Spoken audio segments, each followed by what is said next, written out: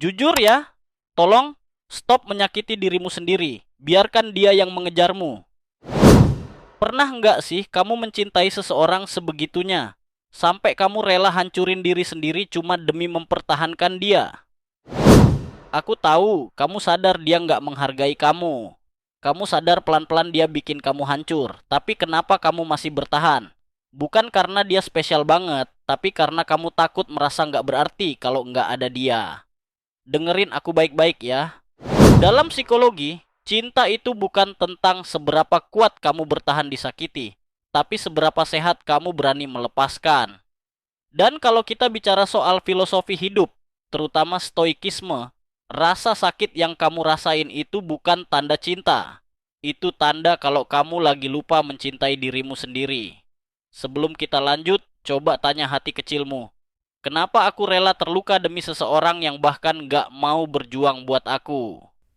Satu, kenapa sih kita bertahan meski disakiti? Secara psikologis, ada alasan kuatnya loh. Kenapa kita susah lepas dari orang yang toksik atau bahkan mengkhianati kita?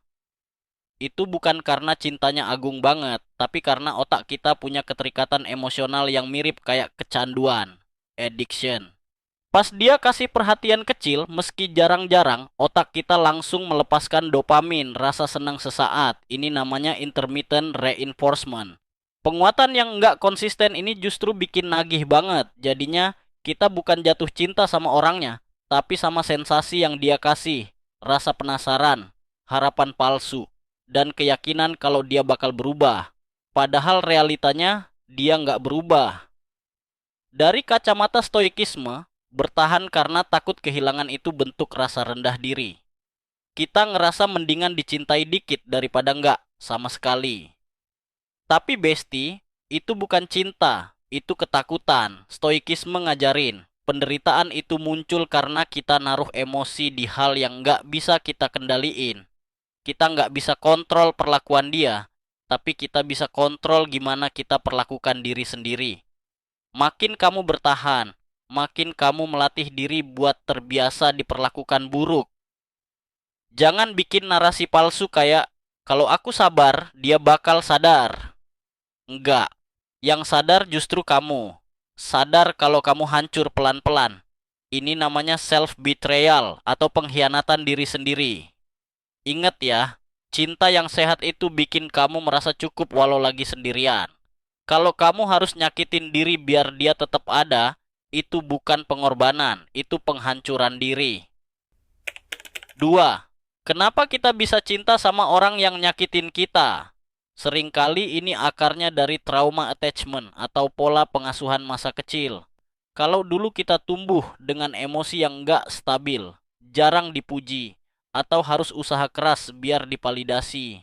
Gedenya kita jadi nyari cinta yang polanya sama, nggak stabil dan penuh ketidakpastian. Kita terbiasa berusaha biar disayang, bukan disayang secara tulus. Makin dia ngejauh, makin kenceng kita ngejar buat buktiin kalau kita layak. Padahal itu kebalikannya. Secara ilmiah, sakit hati karena diabaikan itu ngaktifin bagian otak yang sama kayak sakit fisik.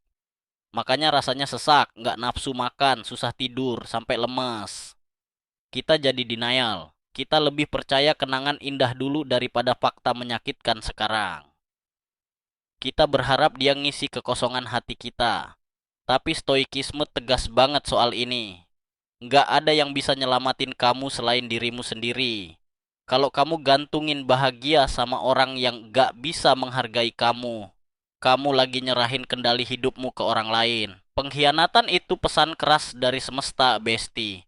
Bukan biar kamu nyerah, tapi biar kamu sadar. Kalau enggak, semua hal layak diperjuangin. Kalau dia nunjukin sifat aslinya yang buruk, itu sinyal buat lepasin, bukan buat bertahan. Yang berharga nggak akan nyakitin, yang tulus nggak akan khianat. Tiga, gimana caranya berhenti dan ambil alih hidupmu? Langkah pertamanya bukan melupakan dia, tapi mengingat dirimu sendiri. Selama ini kamu sibuk mikirin perasaan dia, nebak-nebak pikiran dia. Sekarang balik tanya, aku gimana? Apa dampaknya buat mentalku? Ini soal self-awareness. Jangan terjebak sama pembenaran atau kognitif dissonance di otakmu. Jangan mikir dia cuma lelah. Perubahan itu butuh kesadaran, bukan cuma penyesalan sesaat. Dan ingat, bukan tugas kamu buat ngubah dia. Epictetus, seorang filsuf stoik, pernah bilang, bukan peristiwanya yang menyakiti kita, tapi pandangan kita tentang peristiwa itu. Dikhianati emang sakit, tapi bakal jauh lebih sakit kalau kamu percaya bahwa pengkhianatan dia berarti kamu gak layak dicintai. Padahal sebaliknya, kamu terlalu berharga sampai dia gak mampu nahan kamu. Mulai sekarang, bangun self boundary. Belajar bilang, cukup. Orang yang sehat gak akan ngejar yang lari. Dia bakal diem dan percaya kalau cinta yang tepat gak bakal bikin dia ngemis. Masalahnya bukan kamu kurang berjuang, tapi dia yang nggak berniat menghargai. Dalam stoikisme, melepas itu bukan kalah, itu tanda kamu tahu nilai jiwamu.